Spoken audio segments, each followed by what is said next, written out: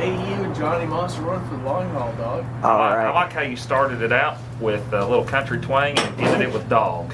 Dog.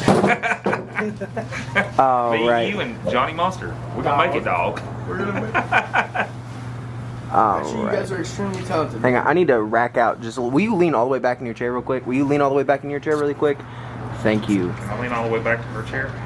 I mean, bro, I don't know why you macking on me like that, but Huh? I don't know why you I said macking on me her like chair, not your chair. You wish it was my chair.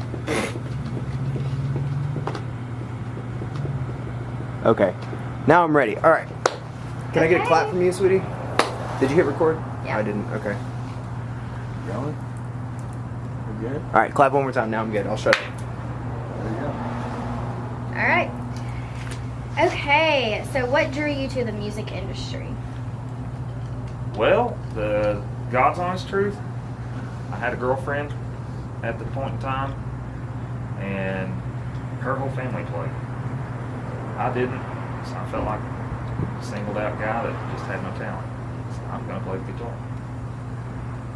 So they took me down to Ciderville Music, helped me pick out my first guitar, and I took off with it and left them in the dust. Okay. How long have you been playing? Yeah, this year marks 10 years. It seems like it's been a long time. Okay. Where has been your favorite place that you've played and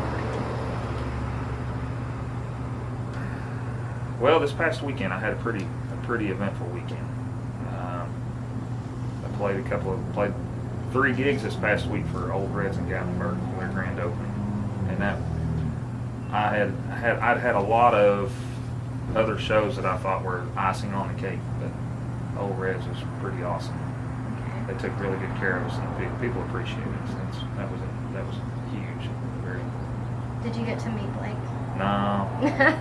I didn't know for No. sure. Thought I'd ask. Oh yeah. No, they said that he was in town is what they advertised, but he wasn't in town. Okay. Interesting. Let's see. Okay, I'm gonna for this one. Okay. What challenges do you face as a local artist? Well, as a local guy, it's hard to get out of town. You know, it's hard. It's hard to push to really further yourself because being in the town that we're in, we don't exactly have all the stuff that's available in other towns. So it makes it difficult sometimes. But I mean, Knoxville has a great music scene. There are people all over town, whether it be a bar, or restaurant, or just an individual wanting to throw a party or have a wedding or something like that. They're always looking for that. You know, they're always looking for music. But it's definitely a difficult town to play in because it seems like ever since the start of live music, things have never changed. It's always been the same. It's hard to be a full-time musician in Knoxville because there's just not enough places to play. Everybody wants it, but it's just not abundant. You know? Have you ever thought about going to Nashville? Yeah. It's been a dream, something that I'd like to do at one point in time.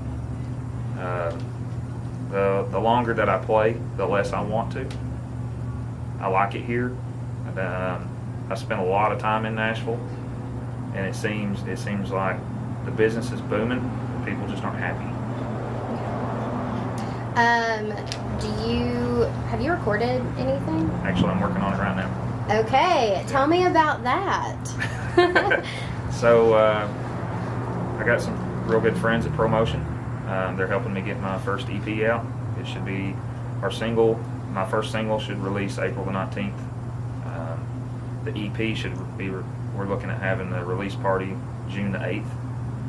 So hopefully that's all going to work out great. The material's done. We're in mixing and all that stuff, so it's coming along pretty good. I'm really excited about it. Can you describe like what it's going to sound like or what it's going to be about? Okay, so when I first started on the EP, the idea was, of course, I wanted to write. I wanted to put my own music out, but the big deal was everybody that comes to support the band always asks, when are you going to do a CD? When are you going to get this? So when we selected songs, it was, I had it in my mind to record things that meant something to more than just me. You know, the people that helped me along with my music, people that helped me write the songs, the people that inspired the songs. So I picked out the ones that were more meaningful than, I guess, secular. Okay. Tell me about your music writing process. I don't have one. Okay. I guess really what I've always done is walking along the street somewhere and just have this tune pop in my head and think, wait a minute, I've never heard that before. I'm going to put words to it. Or I'll get an idea. One of the songs on the EP is about my grandfather and his truck, and I sat down that day and thought about him, and I thought, I'm going to write a song. And the most memorable thing that I had is about my grandfather's riding around his pickup truck with him. So it's really about the inspiration, where it comes from, how it just sparked, that just ignites right then and there. Sometimes you have it done in 10 minutes. Sometimes you got to beat your head against the wall. So once you get your CD released and everything and your single, are you going to push it towards local radio? Yes. Yeah. I've been working for a long time with Merle FM, and trying to build a relationship with them, because they're the biggest growing, and they've become really good friends of mine. Hopefully they'll be able to pick some of it up and be able to play it for me. We'll see. Other than that, we're working with a lady out of New Jersey that's going to push the music and the production standpoint of it, and push it out and try to get it placed on some different, Spotify and iTunes, and get some good placement on it, so get some recognition, people hear it. Okay, and then tell me a little bit about like your sound. Like, is it like more pop, rock, like straight up country? Okay, so with the EP, it's most of the songs are a little more classic country based.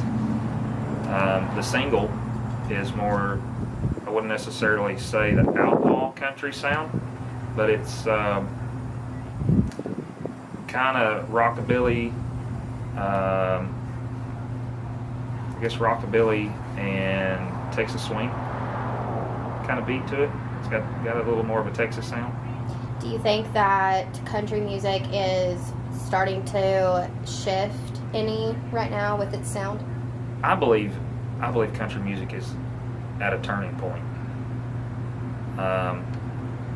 Just like it changed in the 70s, it changed in the 80s, Garth Brooks in the 90s, Luke Bryan, 2000s, Jason Aldean. You got a lot of guys like Cody Johnson and Aaron Watson coming out of Texas that have some really powerful voices and some really good songwriters. And I think people are beginning to get more of an appreciation of songwriting than performing and all that stuff. In which direction I see it going, I really don't know. It's hard to say, because you got a lot of good songwriters that are pushing stuff that's not secular, but the secular music has got a huge advantage monetization wise and all that stuff too. So. Where do you see yourself in the next 10 years? 10 years? Well, hopefully quit my day job. That would be fantastic. Being in Knoxville, it's hard to be, like I said, it's hard to be a full-time musician and make a living at it. But working with some really talented guys has got me going a lot better, in a lot better direction right now. So hopefully in the next 10 years I'll be off somewhere else. Okay. I'm going back in frame. Okay. Hey. How you doing? Pretty good. Perfect. Need anything? You need anything? No, I'm just No. chilling. Right now. Thanks, Dad. Okay. Thank you. So you grew up in Knoxville. Tell me, I guess, about like your childhood growing up. Well, as a kid, my dad was an avid fisherman.